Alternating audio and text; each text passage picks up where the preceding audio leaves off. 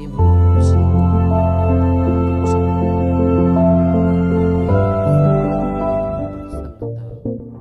మనందరి మీద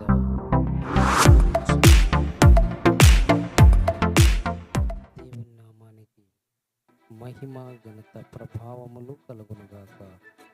ఆమేన్, ఆమేన్. ప్రేమ పూర్ణుడా, స్నేహశీలుడా, విశ్వనాథుడా, విజయ వీరుడా, ఆపత్కాలమందున్న సర్వలోకమందున్న దీన జనాంగ దీపముగా వెలుగుచున్నవాడా, ఆరాధింతు నిన్నే లోకరక్షకుడా, ఆనందింతు నీలో జీవితాంతము, నీ కృపయందు ఉన్నతము వర్ణించలేను స్వామి, నీ కృపయందు తుది వరకు నడిపించు యేసయ్యా. ప్రేమా పూర్ణుడా, స్నేహశీలుడా, విశ్వనాథుడా, విజయ వీరుడా.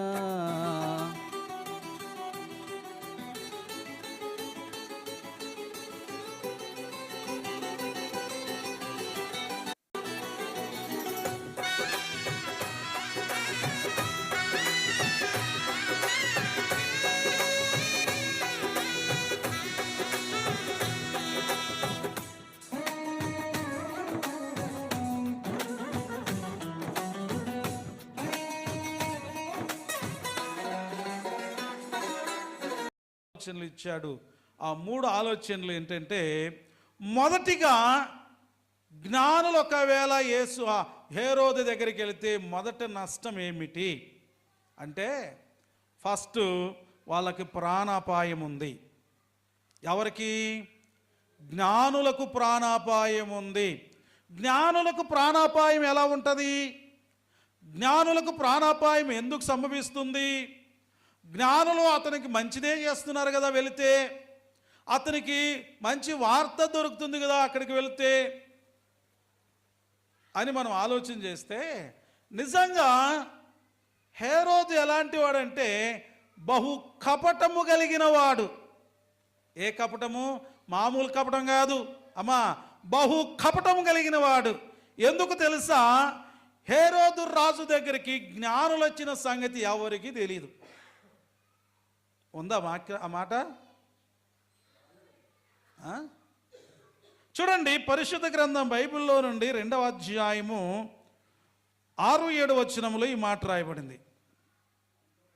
అంతటి హేరోదు ఆ జ్ఞానులను రహస్యముగా పిలిచి ఆ నక్షత్రము కనబడిన కాలము వారి చేత పరిష్కారముగా తెలుసుకొని చాలు. చూడండి, బాగా వినండి. ఇక్కడ హేరోదు మనుషులు ఉన్నారు, ధర్మశాస్త్ర నాయకులు ఉన్నారు, మూడవదిగా జ్ఞానులు ఉన్నారు. వినాలి, బాగా వినాలి. ధర్మశాస్త్ర సంబంధమైన జ్ఞానులు వచ్చినప్పుడు, ఈ యొక్క వ్యక్తులు వచ్చినప్పుడు హేరోదు ఏం చేశాడు తెలుసా? వారి హృదయంలో మొదట కలవరం వచ్చింది. అందుకే అక్కడ ఆ మాట రాయబడింది, 3వ వచనం. హేరోదు రాజు ఈ సంగతి విన్నప్పుడు అతడును అతనితో కూడా యెరూషలేములో ఉన్న వారందరూ కలవరపడిరి. ఏమొచ్చింది వాళ్ళకి? కలవరం వచ్చింది. ఏ మాట విన్నందుకు కలవరం వచ్చింది చెప్పండి అమ్మా, వింటున్నారా? ఏ మాట విన్నందుకు వాళ్ళకి కలవరం వచ్చింది? మీరు మరణిస్తారని చెప్పారా వాళ్ళు వచ్చి? లేక మీకు అపాయం ఉందని చెప్పారా వచ్చి? కానే కాదు, యూదుల రాజు ఎక్కడున్నాడు, మేము ఆయన్ని పూజించవచ్చాము అంటే, ఇక్కడ ఈ యొక్క హేరోదుకుంటున్న పక్క వాళ్ళందరూ, తనకు కావలసిన వాళ్ళందరూ ఉన్నారు అక్కడ. వారందరి హృదయం ఏమైపోయిందంటే కలవరం వచ్చింది. ఇది ఎలా తెలుసుకుందాం, ఎవరిని అడిగితే తెలుస్తుంది అని వాళ్ళు ఏం చేశారంటే, మొదట జ్ఞానులు రహస్యంగా పెట్టారు. జ్ఞానులు ఏం చేశారమ్మా చెప్పండి? రహస్యంగా ఒక రూములో పెట్టేశారు. పెట్టేసి ఏం చేశారంటే, ఇప్పుడు ఈ 4వ వచనంలో, కాబట్టి రాజు ప్రధాన యాజకులను ప్రజల్లోను శాస్త్రులను అందరినీ సమకూర్చుకున్నాడంట. సమకూర్చుకొని ఏమడుగుతున్నాడు తెలుసా? క్రీస్తు ఎక్కడ పుట్టునని వారిని అడిగాను. మీరు బాగా వినండి. జ్ఞానులు క్రీస్తును అడిగారా? హేరోదు దగ్గరికి వచ్చి జ్ఞానులు మరి రాజును అడిగారా? ఏ రాజును అడిగారు? యూదుల రాజుగా పుట్టినవాడు ఎక్కడ ఉన్నాడు? మరి యూదుల రాజు ఎక్కడ పుడతాడయ్యా అని వాళ్ళు అడగకుండా ఏమడుగుతున్నారు? క్రీస్తు ఎక్కడ పుట్టుతాడు అన్న మాట వాళ్ళు అడిగారు. యూదుల రాజుకి క్రీస్తుకి ఏమైనా సంబంధం ఉందా అంటే బోల్డ్ అంత సంబంధం ఉంది. ఆ సంబంధాన్ని గురించి చెప్పాలంటే చాలా టైం కూడా పడుతుంది, వద్దు మనకు. కాబట్టి ఈ యొక్క రాజు లేక హేరోదు ఏం చేశాడంటే యాజకులను ప్రజల్లో నుండి శాస్త్రులను సమకూర్చుకొని ఒక సభ ఏర్పాటు చేశాడు. ఈ సభ ఏర్పాటు చేసింది ఎవరికి తెలియదు తెలుసా? జ్ఞానులకు తెలియదు. జ్ఞానులు వచ్చింది ఎవరికి తెలియదు తెలుసా? యాజకులకు తెలియదు. ఇక్కడ ఉంటున్న శాస్త్రులు కూడా ఆ విషయం తెలియదు. కారణం ఏంటంటే ఈ యొక్క ప్రధాన యాజకులు లేకపోతే ఈ శాస్త్రులు అప్పటిదాకా ఎవరి గురించి కనిపెడుతున్నారంటే మెస్సయ్య కొరకు, క్రీస్తు కొరకు, లేక విడుదల విమోచన కొరకు కనిపెడుతున్నారు గనక ఒకవేళ హేరోదు రాజు వినండి ఇలా చేయాలి. ఓ ప్రధాన యాజకులారా, ప్రజల శాస్త్రులారా, అందరు రండి, మన దగ్గరికి జ్ఞానులు వచ్చారు. ఆ జ్ఞానులు ఒక వార్త తెచ్చారు. ఇదిగో యూదుల రాజు పుట్టాడంట, అంటే మీరందరూ ఎదురు చూస్తున్న ఆ క్రీస్తు పుట్టాడంట అంటే వీళ్ళకి ఎలా ఉంటుంది తెలుసా? సంతోషంగా ఉంటుంది. ఏముంటుందమ్మా చెప్పండి? సంతోషంగా ఉంటుంది. కానీ ఆ సంగతిని అలా మరుగు చేయుట కొరకై వాళ్ళని దాచిపెట్టేసి ఏం చేస్తున్నాడు తెలుసా? ఈ యొక్క ప్రధాన యాజకులను ఇంకెవరు చెప్పండి, శాస్త్రులను సమకూర్చి క్రీస్తు ఎక్కడ పుడుతున్నాడు, క్రీస్తు ఎక్కడ పుడుతున్నాడు అని ఏం చేసుకున్నాడంటే వాళ్ళతో తెలుసుకున్నాడు. యూదయ బెత్లెహేములోనే ఏలైనగా యూదయ దేశపు బెత్లెహేమా, నీవు యూదా ప్రధానులలో ఎంత మాత్రమును అల్పమైన దానవు కావు. ఇశ్రాయేలును నా ప్రజలను పరిపాలించు అధిపతి నీలో నుండి వచ్చును. ఎవరిలో నుండి వచ్చును? బెత్లెహేము. ఎవరిలో నుండి? బెత్లెహేము పట్టణములో ఉంటున్న యూదా వంశములో ఉంటున్న యేసేపులో నుండి, అంటే యెషయ మొద్దులో నుండి పరిపాలకుడు మెస్సయ్య క్రీస్తు జన్మిస్తాడన్న ప్రవచనాలను వారు తిరిగి లేఖనాలు చదివి, అయ్యా రాజుగారు ఆయన ఎక్కడి నుండి వస్తాడంటే, ఎక్కడ పుడతాడంటే బెత్లెహేములో పుడతాడయ్యా, యూదయ దేశపు బెత్లెహేములోనే పుడతాడయ్యా. ఊరి పేరు చెప్పగలిగారు కానీ ఇంటి పేరు చెప్పలేకపోయారు వాళ్ళందరూ. ఏం చెప్పలేకపోయారు చెప్పండి? ప్రవచనాలు చెప్పారు వాళ్ళు, ప్రవచనాలు చదివారు వాళ్ళు, లేఖనాలు చదివారు వాళ్ళు. ఆ యొక్క ఇర్మియా గ్రంథంలో ఉంటున్న ప్రవచనాలను ప్రధాన యాజకులేం తక్కువ కాదు, శాస్త్రులేం తక్కువ కాదు, పరిచయులేం తక్కువ కాదు, సద్దుకైలేం తక్కువ కాదు, చాలా శీలకలు ఉన్నాయి వీళ్ళలో. అప్పుడు వీళ్ళు చేసింది ఏంటంటే దేవుని మహాకృపను బట్టి వీళ్ళు అడ్రస్ మాత్రం చెప్పలేదు, ఫలానా గ్రామం అని చెప్పారు కానీ ఇంటి అడ్రస్ చెప్పలేదు. కాబట్టి ఏం చేశాడు తెలుసా? హేరోదు ఆ సత్యాన్ని తెలుసుకున్న తర్వాత వాళ్ళని పంపించేసి అప్పుడు వీళ్ళని మరలా రహస్యంగా బయటికి పిలిచాడు. ఎవరిని పోయినాక, అయ్యా అట్లే ఉంది బైబిల్లోనా అంటే ఈ శాస్త్రులందరినీ లేకుంటే ఈ యొక్క ప్రధాన యాజకుల్ని వాళ్ళ చెప్పిన మాటలు విన్న తర్వాత వాళ్ళు ఏం చెప్తున్నారంటే, అంతటా హేరోదు ఆ జ్ఞానులను రహస్యంగా పిలిపించి ఆ నక్షత్రం తన కనబడిన కాలం వారి చేత పరిష్కారం తెలుసుకొని మీరు వెళ్ళి ఆ శిశువు విషయమై జాగ్రత్తగా విచారించి తెలుసుకోగానే. అంటే ప్రధాన యాజకులు ఏం చెప్పారు? ఊరు పేరు చెప్పారు. శాస్త్రులు ఏం చెప్పారు? ఊరు పేరు చెప్పారు. ఎవరు ప్రవచించారని చెప్పారు? ఇర్మియా గ్రంథకర్త ప్రవచించింది చెప్పారు. కానీ అడ్రస్ మాత్రం మరుగు చేయబడింది. అది దేవుని చిత్తం. కొన్ని దేవుడు ఏం చేస్తాడంటే మరుగుపరుస్తాడు. ఏం చేస్తాడమ్మా చెప్పండి? మరుగుపరుస్తాడు. యూదా గోత్రమని వెల్లడించబడింది. కానీ యూదులు చాలామంది బెత్లెహేములో ఉన్నారు. ఏ ఇంట్లో పుట్టాడని వెతకాలి.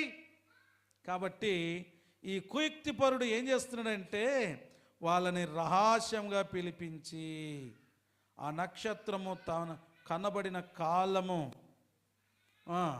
వారి చేత పరిష్కారంగా తెలుసుకొని మీరు వెళ్ళి ఆ శిశువు విషయమై జాగ్రత్తగా విచారించండి.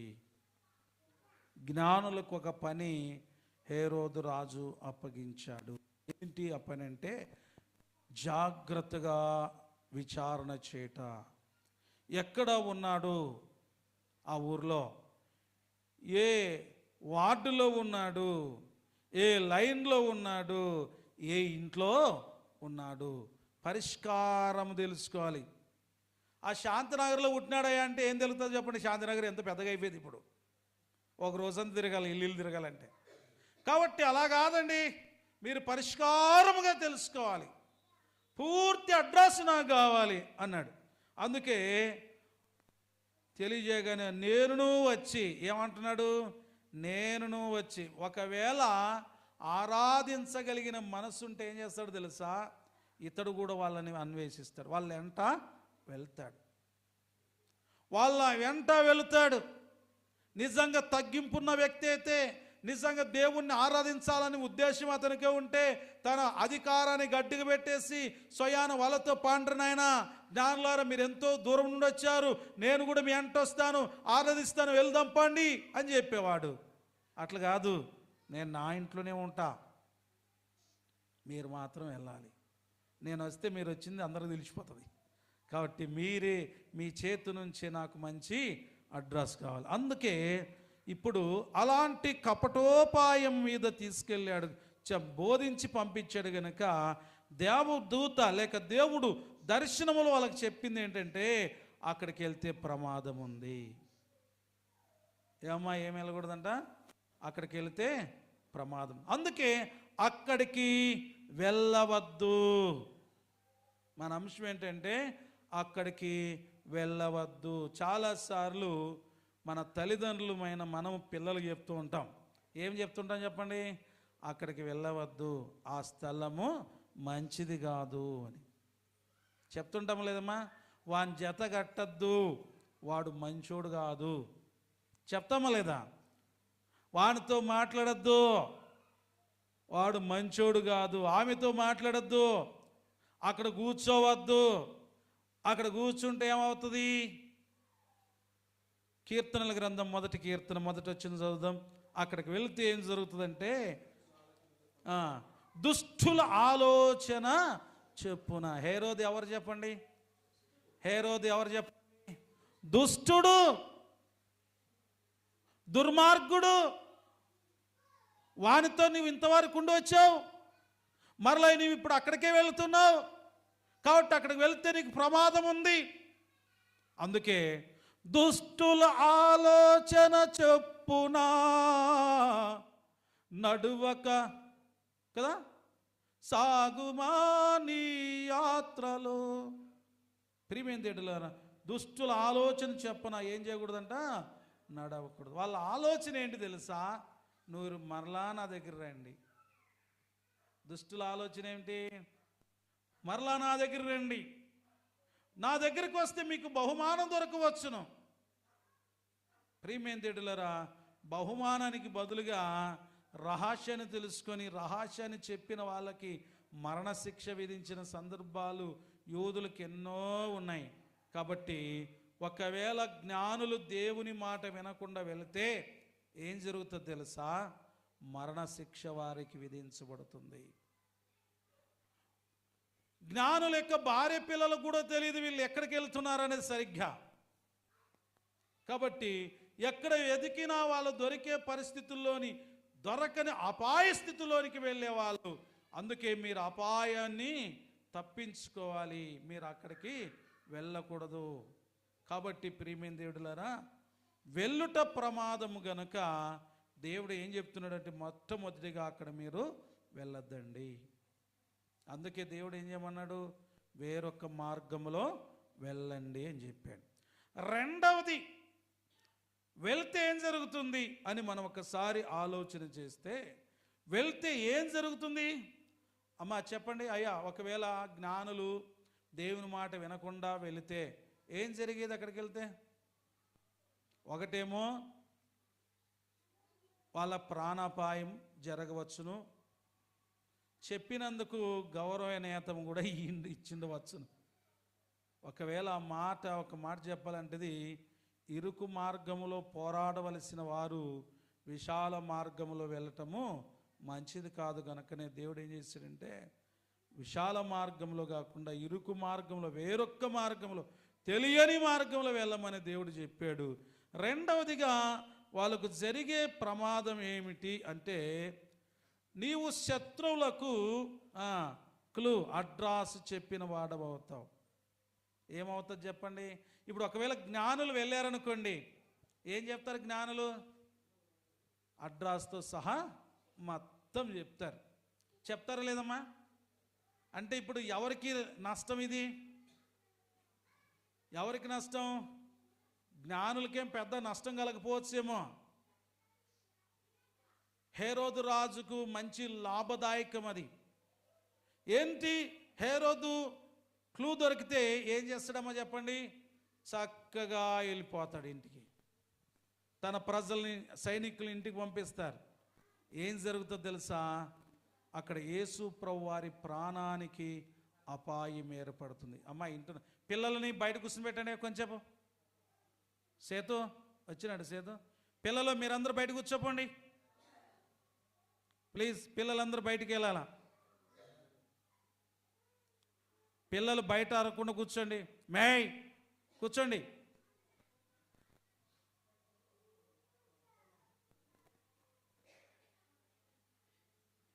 దేవునికి స్తోత్రం, హల్లెలూయా.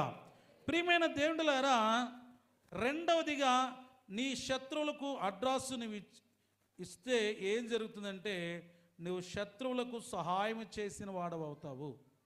ఎవరికి సహాయకుడు నీవు?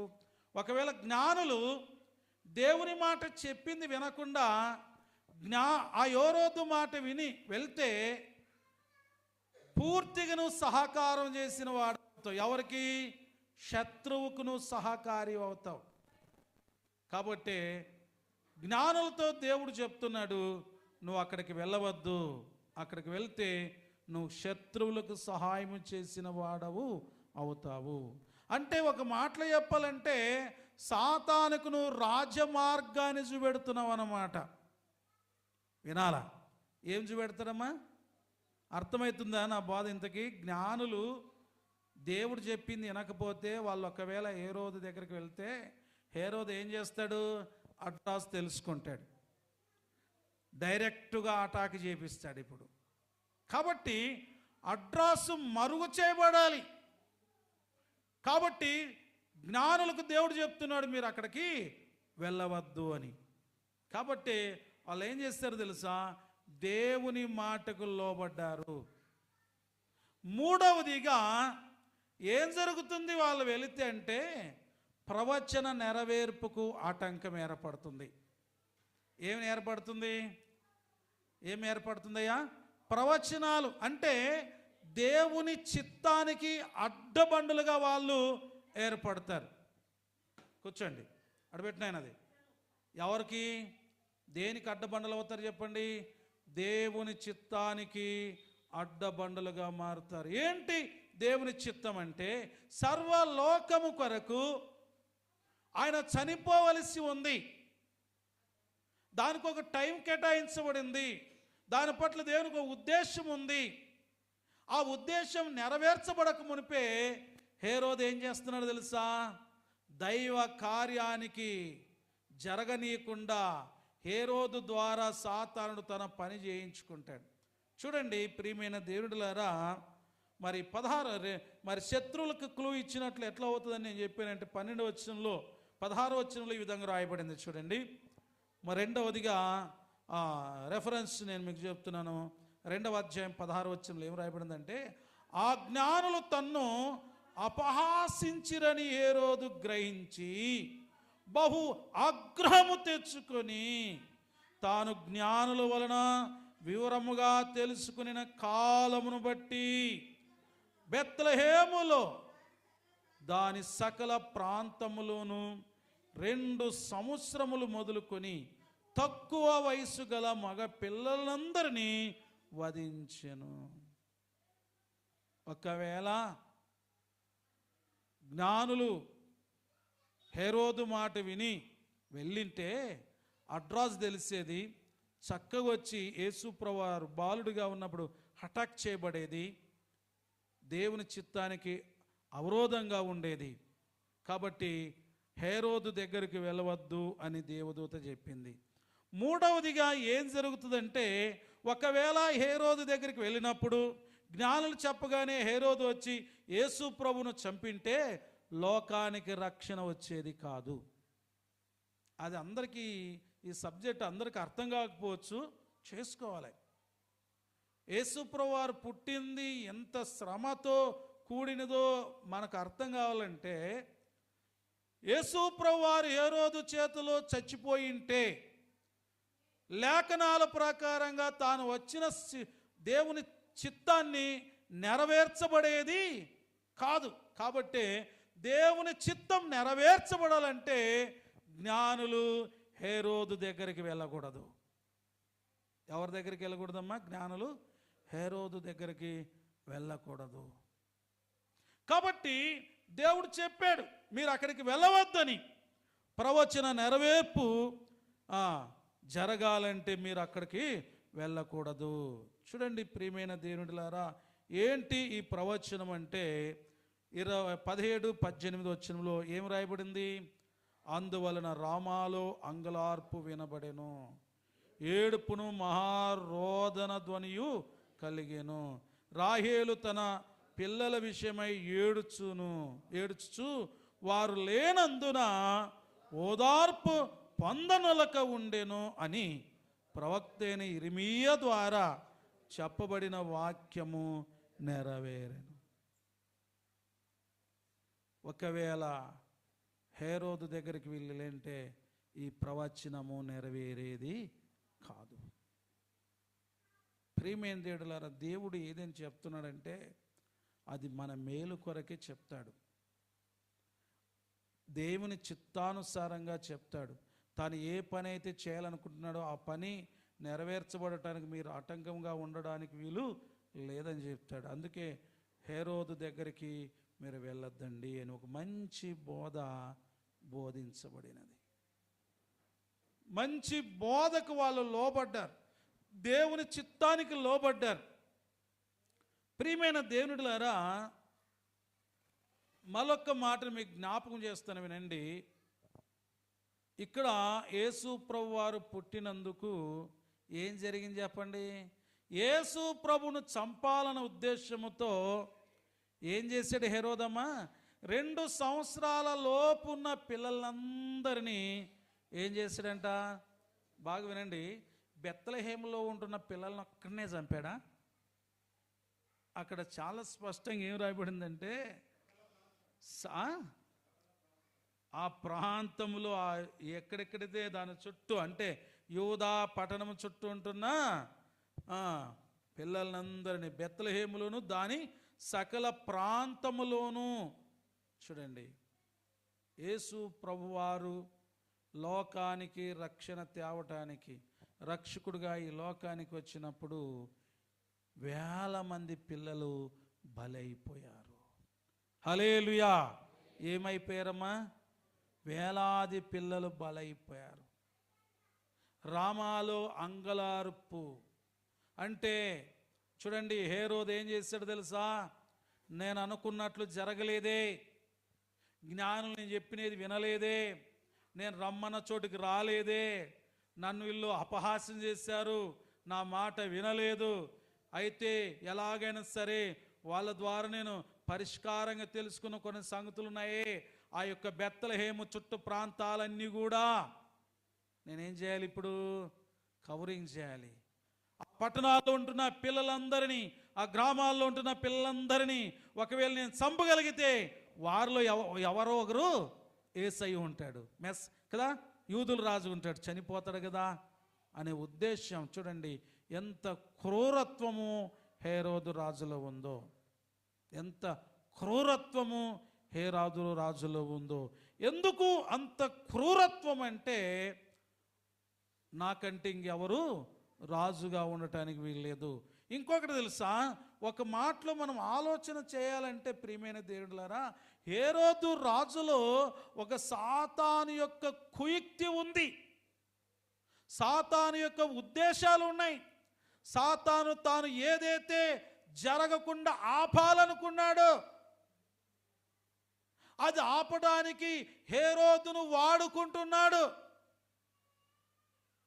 మనకు అర్థం కావాలంటే హేరోదును సాతానుడు వాడుకుంటున్నాడు. ఎందుకు వాడుకుంటున్నాడంటే, దేవుని యొక్క వాక్య ప్రవచనము నెరవేరకుండా ఆపడమే సాతాను యొక్క లక్ష్యము.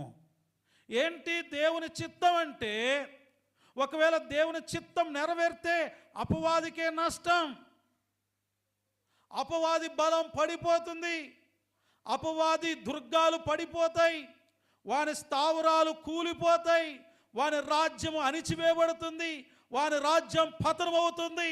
కాబట్టి తన రాజ్యాన్ని కట్టుకోవాలంటే ఈ యొక్క యూదుల రాజుగా పుట్టిన క్రీస్తు మరణించాల్సిందే. దానికి సమర్థుడు ఎవరంటే హేరోదు రాజును వాడుకుంటున్నాడు సాతానుడు. అమ్మ వింటున్నారా? అర్థం చేసుకోండి. ఎందుకయ్యా అంతమంది చంపాలంటే అది సాతాను యొక్క కుయుక్తి. దేందుకు తెలుసా? యేసు ప్రభువారు పుడితే వానికి నష్టము. యేసు ప్రభువారు పుట్టి పెరిగి అతడు చేసే బోధలు సాతానికి తెలుసు, అతడు పొందబోయే మరణము కూడా సాతానికి తెలుసు. ఆ మరణాన్ని ఆపాలన్నదే సాతాను యొక్క ప్రణాళిక. ఏం దేవుడు వాగ్దానం చేశాడో తెలుసా? ఆదాము అవ్వల కాలములో, అంటే ఆది కాండంలో అవ్వతో ఇలా చెప్తున్నాడు, స్త్రీ సంతానం, సాతానుతో చెప్తున్నాడు, స్త్రీ సంతానమును నీకు సంతానమును నేను వైర్యము కలుగు చేతును అన్నాడు. ఇక్కడ బాగా అర్థం చేసుకోవాల్సిన విషయం ఒకటి ఉంది, కొంచెం బుర్ర పెట్టి మనం ఆలోచించవలసిన విషయం ఉంటుంది. ఆదాము అవ్వల సంతానం అని చెప్పలేదు అక్కడ. ఏ సంతానం అని చెప్పలేదు? అనాది కాలంలోనే, ఆది కాండంలోనే సర్పముతో, అంటే సాతాను వాడుకున్న సర్పముతో, అంటే సర్పములు ఉంటున్న సాతానుతో దేవుడు చేసిన ఒక బలమైన నిబంధన ఏంటి తెలుసా?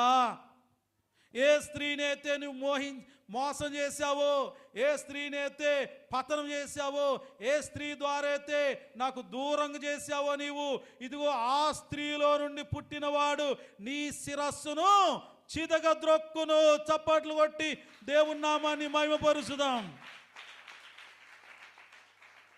ఏ స్త్రీనైతే సాతానుడు పతనం చేశాడు. ఎందుకు? స్త్రీలను బలవాడుకుంటాడు సాతానుడు. ఎందుకంటే వాక్యం చెప్తుంది స్త్రీలు బలహీనులంట, ఏం చెప్తే అది వింటారంట, అంతే. వింటారా లేదమ్మా? వినరా? మీరు వినరా? పురుషులు కొంచెం ఆలోచన చేస్తారంట. స్త్రీలకి ఎందుకు అంత ఆలోచన ఉన్నదంటే వాళ్ళకి ఏది ఆశ తీరదనమాట. అవ్వ ఈ పండు చూడంటే ఇట్లా పండ్లను దెండు చూసిన పొమ్మని ఇంటే అయిపోయింది. మా దేవుడు ఇలాంటి పనులకు దెండికి ఇచ్చాడు పో అని అంటే అయిపోవు, అట్లనా అని దెంపుకుంది మా అమ్మ. ఏమైపోయింది? స్త్రీ జాతికంతా చెడ్డ పేరు తెచ్చిపెట్టింది. కాబట్టి ఏ స్త్రీ అయితే అక్కడ మోసపోయిందో అక్కడ ఆదాము అవ్వ సంతానం అని ఎందుకు దేవుడు చెప్పలేదు తెలుసా? యేసుక్రీస్తు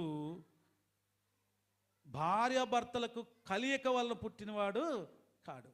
అందుకే స్త్రీ సంతానము అని పిలువబడింది యేసు ప్రభువారు. ఏ సంతానం యేసు ప్రభువారు తెలుసా? ఏసేపు మరియమ్మల సంతానం కాదు, స్త్రీ సంతానము. అంటే దేవుడు స్త్రీకి ఎంత ప్రాధాన్యత అక్కడ ఇచ్చాడో మనకు అర్థమవుతుంది. నీ సంతానమునకు స్త్రీ సంతానమునకు వైర్యము కలుగు చేస్తానన్నాడు. దేవునికి నీ సాతాను పిల్లలకును వైర్యం కలుగుతుంది. పరిశుద్ధతకును పాపానికి పొత్తు కుదరట్లేదు. చీకటికి వెలుతురుకు పొత్తు కుదరట్లేదు. విశ్వాసకి అవిశ్వాసకి పాలు పంపులు లేవు. వీళ్ళిద్దరు ఎలాంటి వాళ్ళంటే, ముంగిస్కి పాముకి ఏమైనా పొత్తు కుదురుతుందమ్మా? మనకు భాషలో అర్థం చెప్పాలంటే, ముంగీసు చిన్నదైనా సరే ఏం చేస్తుంది తెలుసది? పామును చూడగానే ఎంత పెద్దగానున్ని చస్తానని భయం కూడా ఉండదు దానికి. ఏం చేస్తుంది? అటాక్ చేస్తుంది. పాము తప్పించుకునే పరిస్థితుల్లో, ప్రాణాన్ని కాపాడుకునే పరిస్థితుల్లో ఎదురు తిరిగి పోరాడి చావలసిందే ముంగీసు చేతిలో. కాబట్టి సాతానుడు ఓడిపోకుండా ఉండాలన్నదే హేరోదు యొక్క అంటే హేరోదులో తన ఉద్దేశాలను ఉంచాడు. అందుకే హేరోదుకు కలవరం వచ్చింది. సాతాను పొందవలసిన కలవరం హేరోదు రాజు ఎందుకు పడ్డాడబ్బంటే, హేరోదును వాడుకుంటున్నది ఎవరు? సాతాను. సాతానుకి కలవరం, సాతాను అనుచరులకు కలవరం. ఎలాగైనా తెలుసుకోవాలి, ఎలాగైనా ఆ యొక్క మెస్సైని, ఆ యూదుల రాజును హతమార్చాలనే ఉద్దేశంతో బెత్లెహేము, ఆ ఏరియా, ఆ ప్రాంతపు గ్రామాలన్నిటిని కూడా ఉంటున్న పిల్లలను వాడు ఏం చేశాడు తెలుసా? హతమార్చాడు. ప్రజలు, పిల్లలు, తల్లిదండ్రులు రోదన. ఎంతమంది లేక పుట్టిన కుమారుని పోగొట్టుకున్నారో, ఎంతమంది ఒకే ఒక్క కుమార్తె పుడితే పోగొట్టుకున్నారో. మగ పిల్లలందరూ చంపేశాడంట. చూడండి, అందుకే ఆ గ్రామాలన్నీ కూడా ఏమున్నాయో చెప్పండి? ఏడుపు. అమ్మ వింటున్నారా, మాట్లాడుతున్నారా? ఏడుపు. మన ఇంట్లో ఒక్కరు చచ్చిపోతే మనం ఏడుస్తాం కదా. ఏ ఇంట్లో పిల్లలు ఉన్నారో పాపము, ఆ ఇల్లంతా, ఆ గ్రామాల్లో, ఈ ఊర్లో ఏడుపు లేదండి. అంత దుఃఖం. ఎవరిని చంపాడు? మగపిల్లలందరిని చంపాడు. మోసే గారు పుట్టినప్పుడు కూడా ఇలాగనే జరిగింది. కానీ అక్కడ మోడల్ వేరు. ఇక్కడ పుట్టిన తర్వాత కత్తులతో నరికివేశారు పసిపిల్లల్ని. కానీ అక్కడ ఇంకా ఘోరం ఏంటి తెలుసా? పుట్టిన వెంటనే గొంతు పిసికేశారు. ఎవరి కాలంలో? మోసే కాలంలో కూడా ఇదే సంఘటనే జరిగింది. ఎందుకు తెలుసా? అధికారులు ఉన్నారు. జ్ఞాపకం చేస్తున్నాను. మొదట దేవుడు హానోకును ఎన్నుకున్నాడు. ఏం చేయడానికి ఎన్నుకున్నాడయ్యా? పడవను తయారు చేయడానికి ఎన్నుకున్నాడు. రెండవదిగా అబ్రహామును ఎన్నుకున్నాడు. ఏం చేయడానికి?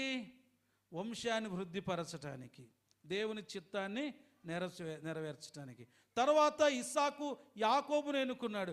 యాకోబులో నుండి 12 మందిని ఎన్నుకున్నాడు. ఆ 12 మంది ఎవరయ్యారు చెప్పండి? ఆయనకి జ్యేష్ఠ కుమారులుగా మార్చబడ్డారు. ఇలాగున ఒక్కొక్క సమయంలో ఆ వంశములలో నుండి మోసే వచ్చాడు, అహరోను వచ్చాడు, ఇంకా రకరకాల నాయకులు, యెహోషువ వచ్చాడు. ఒక్కొక్క నాయకుడు వచ్చినప్పుడు ఒక్కొక్క అద్భుతం జరిగింది. అలాగే మోసే ఒక గొప్ప నాయకుడు. 6 లక్షల కాల్బలాన్ని ఒక్క మాట చేత నడిపించగలిగిన శక్తిమంతుడు. ఆ రోజుల్లో ఐగుప్తు దేశంలో 400 సంవత్సరాలు బానిసలుగా ఉంటున్న ఆ ప్రజలను విడుదల చేయటానికి పుట్టిన ఒక మంచి నాయకుడిని హతమార్చాలన్నది వాళ్ళ ఉద్దేశం. అక్కడ కూడా సాతాను ప్రణాళికనే. ఫరోలో ప్రవేశించి వాళ్ళు మాట్లాడుకున్న మాటలు ఏంటి తెలుసా? ఇదిగో హెబ్రీలు మన మధ్యలో విస్తరిస్తున్నారు, వారు అభివృద్ధి చెందుతున్నారు. వారు ఒకవేళ అభివృద్ధి చెందితే వాళ్ళ పిల్లలు బలాఢ్యులు అవుతే ఇదిగో మన మీద తిరుగుబాటు చేసి మనకు బానిసలుగా ఉండకుండా ఏం చేస్తారు? వాళ్ళు సొంత రాజ్యం అయిపోతారు. కాబట్టి వాళ్ళు విస్తరించకూడదు, వాళ్ళు అభివృద్ధి చెందకూడదు. వాళ్ళు మన బానిసలుగానే ఉండాలి. మనం చెప్పిందే చేయాలి, మనం అనుకున్నదే మనం సాధించాలి. వాళ్ళు డెవలప్ కాకూడదంటే ఏం చేయాలి అంటే ఏం చేద్దాం? పుట్టినట్లే మగపిల్లలందరం చంపేద్దాం. సాతాను యొక్క ప్రణాళిక. ఎవరు ప్రణాళిక చెప్పండి? సాతాను యొక్క ప్రణాళిక. పుట్టినోళ్ళని పుట్టినట్లే చంపేద్దాం. చంపేశారా వనిసం? చంపేశారు. ఇక్కడ సైనికుల్ని వాడుకుంటే అక్కడ స్త్రీలను వాడుకున్నారు అపవాది. ఎవరు ఈ స్త్రీలంటే మన భాషలో ఏమంటారు వాళ్ళని? కానుపు చేసే స్త్రీలు అనొచ్చు కదా. కానుపు చేసే స్త్రీలకి రాజు ఆజ్ఞాపించాడు. వాళ్ళందరినీ, కానుపు చేసే స్త్రీలందరినీ పిలంపించి, ఏమా మీరు ఆ హెబ్రీల స్త్రీలు గర్భవతులుగా ఉంటున్నారు కదా, వాళ్ళలో మగపిల్లగాడు పుడితే వెంటనే చంపేయాల. తల్లి కూడా తెలియదు నా కొడుకు పుట్టినట్లు, తల్లి కూడా తెలియకూడదు, చచ్చిపోయిన పిండంగా కనపడాలి వాళ్ళకి. అట్లయితే మీరు బ్రతుకుతారు, వాళ్ళకి బ్రతికారనుక మీరు చేస్తారు అన్నట్టుగా ఆజ్ఞ ఇచ్చి పంపించేశాడు. కానీ అక్కడ కూడా ఒక అద్భుతం ఏంటి తెలుసా? ఈ జ్ఞానుల వల్లే వాళ్ళు కూడా ఏం చేశారు తెలుసా? దేవుని చిత్తానికి వారు లోబడ్డారు. వాక్యం నేను చదివాను ఇంతకుముందే, పరిశుద్ధాత్మను జ్ఞాపకం చేస్తున్నాడు కాబట్టి చెప్తున్నా. ప్రియమైన ఆ మాటలు అక్కడ ఉన్నాయి. వారు దేవుని మాటకు నిలబడ్డారట. వాళ్ళు వచ్చి చెప్తున్న మాట ఏంటి తెలుసా? ఆ యొక్క ఫరో దగ్గరికి వచ్చాయా, వారు చాలా సుర్రుకైన ప్రజలండి, వాళ్ళ స్త్రీలు. మేము వెళ్ళగానే మాకంటే ముందు వాళ్ళు కానిపోయింటారు, వాళ్ళ పిల్లలు దాబెట్టుకుంటున్నారయ్యా, మేమేం చేయాలన్నారు వాళ్ళు. ఎంత మంచి దేవుడు వాళ్ళకి మేలు చేసినని రాయబడింది అక్కడ. దేవుడు ఏం చేశాడంట? వాళ్ళకి మేలు చేశాడట. ఒక్క మోసేను చంపడానికే అక్కడ కొన్ని వందల మంది పిల్లలు చనిపోయారు. ఇక్కడ ఒక లోకరక్షకుడైన యేసుక్రీస్తు తాను వచ్చిన కార్యం జరగకూడదని సాతాను హేరోదును వాడుకొని కొన్ని వేల మంది పసి బిడ్డలను చంపేశాడండి. కాబట్టి ప్రియమైనదేడులారా, ఒకవేళ జ్ఞానులు హేరోదు దగ్గరికి వెళ్ళింటే ప్రవచనము నెరవేర్పు ఆగిపోయేది. దేవుని చిత్తాన్ని వారుకి లోబడ్డారు. మనం ఎవరి మాటకు లోబడతాం? దేవుని మాటకు లోబడే ప్రజలమా? మన పిల్లలు అటుకి పోద్దురంటే అటుకే పోతుంటారు కదా. మనకేం తెప్పిస్తారు? కోపం తెప్పిస్తారు. కోపం వచ్చినప్పుడు మనం ఏం చేస్తాము? పడా 4 దంతం. ఏంది దంతం అమ్మంటే వాడు చెప్పింది వినండి సార్ అంటాం. మరి మనం వింటున్నామా? దేవుని మాటకు జ్ఞానులు దేవుని మాటకు లోబడి, దేవుని చిత్తానికి లోబడి, దేవుని పని నిమిత్తమై వారు సులువుగా వెళ్ళవలసిన మార్గములు వెళ్లకుండా కష్టాల మార్గముండా వాళ్ళు వారి సొంత దేశాన్ని చేరుకున్నారో లేదు బైబిల్లో రాయబడలేదు, కానీ వారు వెళ్ళారు. మరి నీవు నేను ఎవరి మాట వింటున్నాం? ఆదాము అవ్వలు సాతాను మాట విన్నట్టుగా మనం కూడా ఈరోజు సాతాను మాట విందామా? మోసే కాలములో కాన్పు చేసే ఆ స్త్రీలు దేవుని మాటకు లోబడినట్లుగా, యేసుప్రభువారు జన్మించిన దినాల్లో జ్ఞానులు దేవుని మాటకు లోబడినట్లుగా నీవు నేను దేవునికి లోబడితే దేవుని కార్యాలు, దేవుని అద్భుతాలు మన జీవితంలో మనము చూస్తాం. దేవుడి ఈ మాటలను దీవించి